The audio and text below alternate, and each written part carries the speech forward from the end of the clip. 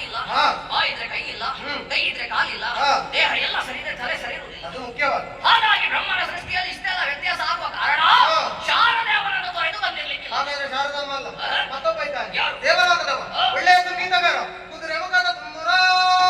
ತುಂಬುರ ಒಳ್ಳೆ ಹಾಡುಗಾರ. ಹೌದಣ್ಣ. ತಮ್ಮ ಅಣ್ಣ, ತುಂಬುರ ಬಂದಿದ್ದಾನೋ ಇಲ್ವಾ? ಆಗದಿಂದ ತುಂಬುರನಷ್ಟು ಅಲ್ಲ, ತುಂಬುರನಿಗಿಂತ ಸ್ವಲ್ಪ ಕಡಿಮೆ. ಬಹುಶಃ ತುಂಬುರನ ಮಿತ್ರ ಆಗಿರ್ಬೇಕು. ಹೌದು. ನನಗೆ ಆಗಾಗ ಅಲ್ಲಿಂದ ಬೊಬ್ಬೆ ಹಾಕಿದಾಗ ಹೇಳ್ತಾ ಇತ್ತು, ಹೌದು.